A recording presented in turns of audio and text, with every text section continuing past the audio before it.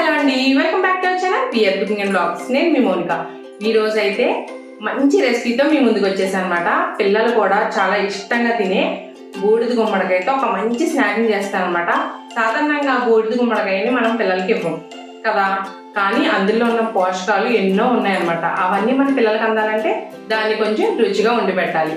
So నేను ఇప్పుడు దాన్ని ఎలా వండాలో, రుచిగా పిల్లలు ఎలా ఎంజాయ్ చేస్తూ తింటారో ఈ వీడియోలో అయితే తెలుసుకుందాం. ఈ వీడియోని లాస్ట్ వరకు స్కిప్ చేయకుండా చూడండి. బూడిద గుమ్మడికాయల వల్ల మనకి కలిగే లాభాలు ఏంటి అనేది కూడా మనం వివరంగా మాట్లాడుకుందాం. ఇప్పుడైతే మరి ఏమాత్రం ఆలస్యం చేయకుండా వీడియోని స్టార్ట్ చేద్దాం. దానికన్నా ముందు ఇదే కనుక మీరు మన ఫస్ట్ టైం చూసినట్టయితే మన ఛానల్ని సబ్స్క్రైబ్ చేసి ఆల్ నోటిఫికేషన్ ఆన్ చేసుకోండి. మీ ఫ్రెండ్స్ అండ్ ఫ్యామిలీతో షేర్ చేసి మన వీడియోస్కి ఒక్క లైక్ చేయండి. ఇప్పుడు వీడియోని స్టార్ట్ చేసేద్దాం. ముందుగా బూడిద గుమ్మడికాయల్ని ఇలా ముక్కల కింద కట్ చేసుకొని గింజలు అండ్ అలాగే తొక్కను కూడా తీసేసేయాలన్నమాట. అలా తీసేసిన తర్వాత ఇలా నేను వీడియోలో చూపిస్తున్నట్టుగా తురుముకోవాలి. కొంచెం పెద్ద సైజు హోల్స్ని పెట్టుకొని తురుముకోండి. చిన్న వాటిలో తురుముకున్నట్టయితే మీకు తురుము సరిగ్గా రాకపోగా జ్యూసే వచ్చేస్తుంది అనమాట మొత్తం. సో ఇలా నేను వీడియోలో చూపించుకున్నట్టుగా తురిమేసుకొని కాసేపు పక్కన పెట్టేసేయండి. అప్పుడు ఈ గుమ్మడికాయలోంచి కొంచెం వాటర్ అనేది బయటకు వచ్చేస్తుంది. దాన్ని వీటి నుంచి సపరేట్ చేసేయాలన్నమాట. నేను పక్కన ప్లేట్లో చూపిస్తున్నాను కదండి, ఆ వాటరే బూడిద గుమ్మడికాయ నుంచి వచ్చిన వాటర్ అనమాట. ఇది మనం తురుముకున్న తురుము. అయితే వీటిలోకి మనకు కావాల్సినవి చిల్లీ ఫ్లేక్స్, జీలకర్ర, నానబెట్టిన పెసరపప్పు, కట్ చేసుకున్న కరివేపాకు, పచ్చిమిర్చి, అల్లం. ముందుగా మనం పచ్చిమిర్చి అల్లాన్ని పేస్ట్ చేసుకోవాలన్నమాట. ఇలా నేను 4 పచ్చిమిర్చిని అయితే వేసుకున్నాను. మీ స్పైస్ లెవెల్ని బట్టి మీరు పిల్లలు తక్కువగా తింటారు అనుకుంటే కొంచెం తగ్గించి కూడా వేసుకోవచ్చు. ఫ్లేవర్ బాగుంటుందని వేస్తున్నాను. ఇలా 3 ఇంచుల సైజు ఉన్న అల్లం ముక్క ఒకటి వేసుకొని మిక్సీ చేసుకున్నాను. ఇప్పుడు పిండిలో ఇవన్నీ వేసేసుకున్నాను. జీలకర్ర, చిల్లీ ఫ్లేక్స్, నానబెట్టిన పెసరపప్పు, కరివేపాకు అండ్ అలాగే అల్లం పచ్చిమిర్చి పేస్ట్ ఇవన్నీ వేసేసుకున్నాను అన్నమాట. ఇవన్నీ వేసుకున్న తర్వాత ఇందులో మనం వరిపిండిని అయితే వేసుకోవాలి. వరిపిండి మనకి ఇంత అంత అని క్వాంటిటీ ఏమి ఉండదండి, మనకి కన్సిస్టెన్సీని బట్టి వేసుకోవాలన్నమాట. మనం తీసుకున్న గుమ్మడికాయలో వాటర్ని బట్టి వేసుకోవాలి. రుచికి తగ్గట్టుగా ఉప్పు కూడా వేసుకొని ఇలా నేను వీడియోలో చూపిస్తున్నట్టు కలిపేసుకోండి. మీకు తడి ఉంటుందని మనం వాటర్ అంతా తీసేసినా కూడా చూసారు కదా ఇంకా ఎంత తేమ ఉందో. సో ఆ తేమ అంతా మనకి లేకుండా మనకి టైట్గా ఒక బాల్లా ఫామ్ అయ్యే వరకు మనం కొద్దిగా పిండి వేసుకుంటూ కలుపుకోవాలి. అలా కలుపుకున్నట్టయితే మనకి బాగా వేగుతాయి అన్నమాట. అదే మీరు కొంచెం లూజ్గా కలిపినట్టయితే ఏమవుతుందంటే ఎక్కువసేపు వేగుతాయి, వడలు కూడా మనకి గట్టిగా వస్తాయి అన్నమాట. ఇప్పుడు నేను మీకు వీడియోలో ఒక కన్సిస్టెన్సీని చూపిస్తాను. ఆ కన్సిస్టెన్సీ వచ్చే వరకు కలుపుకోండి. మనకి కొన్ని వంటలకి కొలతలు ఉండవండి, కన్సిస్టెన్సీ ప్రకారం వండుకోవాలన్నమాట. మన దగ్గర ఉన్న ఇంగ్రీడియంట్ని బట్టి ఆ కన్సిస్టెన్సీ వచ్చే వరకు చేసుకుంటే ఆ వంట కరెక్ట్గా వస్తుంది. సో ఇప్పుడు మనం ఇలా కలుపుకున్న తర్వాత కొద్దిగా నువ్వులు వేసుకోండి. టేస్ట్ బాగుంటుంది నువ్వులు అక్కడక్కడ తగిలినట్టయితే.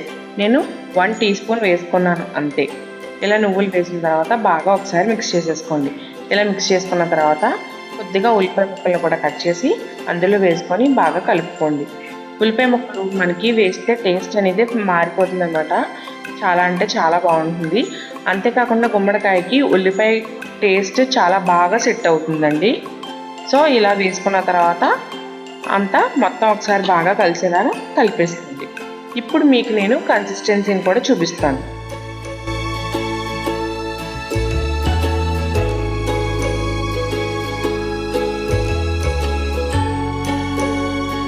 ఇలా మొత్తం కలుపుకున్నాం కదండి, చూసారు కదా. ఇప్పుడు ఉండని చేసినట్టయితే మనకి చేతికి అతుక్కోకుండా చక్కగా వస్తుందన్నమాట. మనం ఒత్తుకోవడానికి కూడా వీలుగా ఉంటుంది. మీరు కలుపుతూ ఉంటే మీకే అర్థమైపోతుంది. ఇలా ముందుగా మనం కలిపి పెట్టుకున్నాం కదండి, దాన్ని అయితే ఇలాగా ఉండ కింద చేసుకోవాలన్నమాట.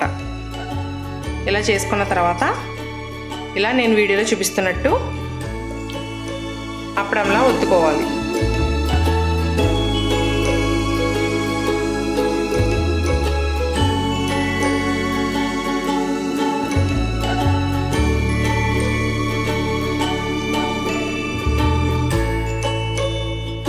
అన్ని వైపులా సమానంగా ఒత్తుకోండి. అప్పుడే మనకి చక్కగా అంతా సమానంగా ఉడికి బాగుంటుందన్నమాట.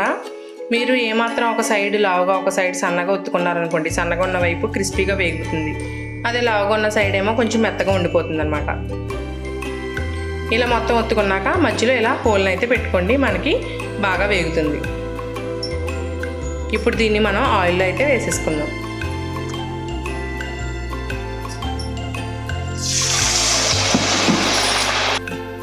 నూనె కొంచెం మీడియం ఫ్లేమ్లో పెట్టుకొని వేసుకోండి, అప్పుడు మనకి త్వరగా ఉడుకుతాయి అన్నమాట. అదే హై ఫ్లేమ్లో పెట్టేసి వేసుకున్నట్టయితే మనకి లోపల వరకు ఉడకకుండా పైన కలర్ వచ్చేస్తుంది.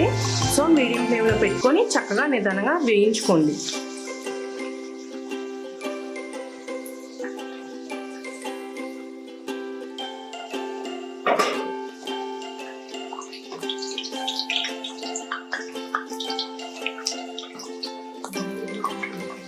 చూసారు కదా, ఇలా బబుల్స్ తగ్గుతున్నప్పుడు మనం వేయించింది తీసేసుకోవాలన్నమాట. ఇంకొద్దిగా బబుల్స్ తగ్గాలి, అప్పుడు మనకి కరెక్ట్గా వేగుతుంది. కలర్ కూడా చూసారు కదా ఎలా చేంజ్ అయిందో మనకి గోల్డెన్ బ్రౌన్ కలర్లోకి. సో ఇలా వేగిన తర్వాత తీసేసుకోవాలన్నమాట.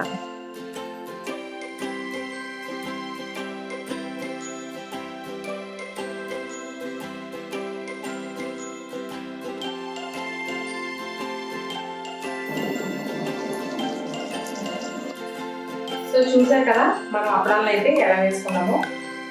బూడిద గుమ్మడికాయని చాలా మంది వడియాలని పెట్టుకుంటారు. మనం ఏంటంటే ఇలా ఇన్స్టెంట్ స్నాక్ అని చేసుకున్నాం అనుకోండి, టేస్ట్ కూడా చాలా బాగుంటుంది అనమాట. పిల్లలు చాలా ఇష్టంగా తింటారు. ఈ 4 ఇప్పుడు వర్షాలు పడుతున్నాయి కదా, ఇలా వర్షాలు పడుతున్నప్పుడు చక్కగా 4 చేసుకుంటుంటే ఎంత టేస్టీగా ఉంటాయోనండి, చాలా బాగుంటాయి అనమాట. సో అసలు బూడిద గుమ్మడికాయ తినడం వల్ల మనకు లాభం ఏంటి? ఈ బూడిద గుమ్మడికాయ తినడం వల్ల ఏంటంటే అస్సలు క్యాలరీస్ ఉండదన్నమాట.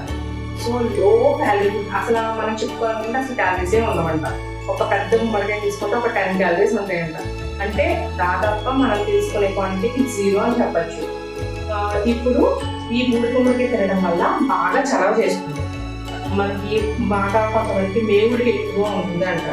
వాళ్ళకి ఏమవుతుందంటే కాళ్ళు పగులు కూడా ఎక్కువగా వస్తూ ఉంటాయి, ఎక్కువ వేడి చేస్తూ ఉంటుంది వాళ్ళకి. అలాంటి వాళ్ళు ఇలా బూడిద గుమ్మడికాయని కొంచెం ఎక్కువ డైట్లో పెట్టుకున్నట్టయితే బాగా చలవ చేస్తుంది అనమాట. బూడిద గుమ్మడికాయని జ్యూస్ కింద చేసుకుని తాగినట్టయితే PCOD సమస్య కూడా తగ్గుతుంది అంటారు. కానీ మనకి సిటీస్లో ఉన్న వాళ్ళకి బూడిద గుమ్మడికాయ చాలా కాస్ట్లీ అనమాట. కానీ ఇలా మనకి పల్లెటూరులో ఉన్న వాళ్ళకి ఏంటంటే చాలా తేలిగ్గా ఎక్కడ పడితే అక్కడ మనకి పాదులు లభిస్తూ ఉంటాయి. సో అలా మనకి దొరికినప్పుడు మనం చక్కగా వాడుకోవాలి. దీంతో కూరలు కూడా వండుతారంటండి, నాకు ఈ మధ్య తెలిసి. దాని గురించి కూడా నేను పూర్తిగా తెలుసుకొని మీకు వీడియో అయితే చేస్తాను. ఈ బూడిద గుమ్మడికాయతో మనకి చాలా రకాల విటమిన్స్ అండ్ మినరల్స్ అందుతాయి అన్నమాట. వీటిని తరచూ తీసుకున్నట్టయితే మనకి ఆడవాళ్ళకి పీరియడ్ ప్రాబ్లం తగ్గుతుంది, PCOD తగ్గుతుంది చెప్పాక. అదే జెంట్స్కి అయితే స్పర్మ్ కౌంట్ కూడా చాలా బాగుంటుందన్నమాట. ఇది మనకి PCOD తగ్గాలంటే ఒక 40 days కంటిన్యూస్గా ఈ జ్యూస్ని అయితే తీసుకోవాలి. బూడిద గుమ్మడికాయ జ్యూస్ని అయితే కొంచెం తేనె నిమ్మకాయ వేసుకొని తీసుకున్నట్టయితే ఒక 40 days PCOD చాలా వరకు కంట్రోల్లో వస్తుంది అని చెప్పి విన్నాను అనమాట నేను. సో మనకి ఇలా నేను ఇప్పుడు చూపిస్తున్న వడలలాగా మీరు చేసుకున్నాను అనుకోండి, అసలు అందులో బూడిద గుమ్మడికాయ వేసానంటే ఎవ్వరు నమ్మరనమాట, అంత నార్మల్ టేస్ట్తో ఉన్నాయన్నమాట. సో మీరు కూడా ఖచ్చితంగా ట్రై చేయండి. డైట్ చేసే వాళ్ళకి కానీ షుగర్ వాళ్ళకి కానీ చాలా బెస్ట్ ఫుడ్ అని చెప్పచ్చు. మనకి డైట్ చేసే వాళ్ళకి దీన్ని తీసుకున్నట్టయితే, ఈ జ్యూస్ తాగినట్టయితే వెయిట్ లాస్ అవుతారంటండి. సో మీరు కూడా డైట్ చేస్తున్నట్టయితే ఖచ్చితంగా ఈ జ్యూస్ అయితే ట్రై చేయండి. ఇది వరకు ఇల్లు కడుక్కున్నప్పుడు అంటండి ఈ బూడిద గుమ్మడికాయ జ్యూస్ ఉంటుంది కదా, ఆ జ్యూస్తో ఇల్లు కడిగేవారంటండి. చాలా నీట్గా వచ్చేస్తుంది అనమాట. అక్కడ ఏదైనా మూడికి అది ఏమన్నా ఉన్నా చాలా నీట్గా వచ్చేస్తుందంట. ఇప్పుడు కనుక మనం ట్రై చేసినట్టయితే మనకు అసలే టైల్స్ కదండి జారిపోతుంది. మనం యూజ్ చేయక ఇది వరకు సిమెంట్ ఖర్చులు ఉన్నప్పుడు అలా కడిగేవన్నమాట. సో దానికి కూడా వాడేవారండి బూడిద గుమ్మడికాయ జ్యూస్ని. మనం ఎప్పుడైనా వడియాలు పెట్టుకున్నప్పుడు మొక్కల కింద కట్ చేసి చక్కగా దానిపైన బరువు పెడతాం కదా, దాని నుంచి వాటర్ అంతా వచ్చేసేలాగా ఆ వాటర్ అంతా కలెక్ట్ చేసి కడిగేవారట. మా అత్తయ్య గారు చెప్తారు నాకు ఈ విషయం. మనకి కొన్ని రకాల ఫ్రూట్స్ తింటే ఎంత ప్రోటీన్స్ మినరల్స్ అందుతాయో అలాగే ఈ బూడిద గుమ్మడికాయ ఒక్కటి రీప్లేస్ చేస్తుంది అని చెప్పి చెప్తూ ఉంటారు అనమాట. సో అన్ని రకాల మినరల్స్ అండ్ విటమిన్స్ మనకి బూడిద గుమ్మడికాయలో దొరుకుతాయి అనమాట. సో మీకు ఈసారి బూడిద గుమ్మడికాయ దొరికినప్పుడు ఖచ్చితంగా ఇలా ఏదో ఒక రెసిపీ, ఎందుకంటే మనం ఒక గుమ్మడికాయతో చాలా రకాల రెసిపీస్ చేసుకోవచ్చు. నేను ఇక్కడ చేస్తుంది ఒక పావు వంతు గుమ్మడికాయతో మాత్రమే. ఇంకొంచెం తీసుకొని ఇలా ఇంకొంచెం తురుము తీసుకొని హల్వా చేసుకోవచ్చు. ఇంకొంచెం ముక్కలు కట్ చేసుకొని చక్కగా కర్రీ వండుకోవచ్చు. ఈసారి నేను మీకు కర్రీ కూడా వండి చూపిస్తాను ఖచ్చితంగా. పూర్తిగా నేను తెలుసుకొని ఇలా చాలా రకాల డిషెస్ కూడా మనం చేసుకోవచ్చు. ఇంకొంచెం గుమ్మడికాయ తీసుకొని చక్కగా వడియాలు పెట్టుకోవచ్చు. సో చాలా రకాల రెసిపీస్ ఉన్నాయి. నేను అవన్నీ మీకు ఫర్దర్ వీడియోస్లో ఖచ్చితంగా చెప్తాను. సో ఆ వీడియోస్ అన్ని మీరు మిస్ అవ్వకుండా చూడాలంటే మీరు మన ఛానల్ని ఖచ్చితంగా సబ్స్క్రైబ్ చేసుకోవాలన్నమాట. ఓకే అండి, నాకు ఇక్కడ అన్ని వేగిపోయి నేను మీకు రివ్యూ కూడా ఇచ్చేస్తాను.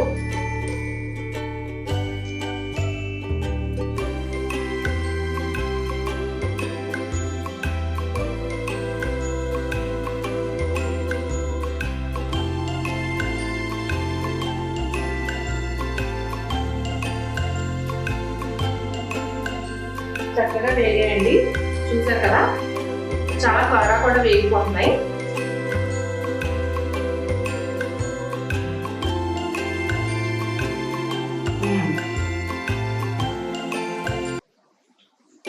చాలా బాగున్నాయండి. మనం వేసుకున్న క్వాంటిటీస్ అన్ని కూడా అలుగులు ఫ్లేవర్కి తెలిసి చాలా బాగున్నాయి అన్నమాట. పెద్దపప్పు వేసుకోవడం వల్ల మనకి మీరు కావాలంటే శనగపప్పు కూడా వేసుకోవచ్చు. పెద్దపప్పు వేసుకోవడం వల్ల ఏంటంటే కొంచెం మెత్తగా వస్తాయి అన్నమాట. శనగపప్పు వేసుకోవడం వల్ల కొంచెం గట్టిదనం వస్తుంది. అంతేకాకుండా పెద్దపప్పు కూడా మనకి చలవ చేస్తుంది. టేస్ట్ అయితే చాలా బాగుంది, నాకైతే చాలా బాగా నచ్చింది. స్పైసీ కూడా తెలుస్తుంది. సో మనకి ఎందుకు ఆలోచన, మీరు కూడా ట్రై చేసి మీ పిల్లలకు కూడా పెట్టి మీకు ఎలా కుదిరిందో కామెంట్ చేయడం మాత్రం మర్చిపోకండి. ఇలాంటి మంచి మంచి వీడియోలు మన ఛానల్లో పోస్ట్ చేస్తూనే ఉంటాం. సో మనం మంచి వీడియోతో మళ్ళీ కలుగుతాం.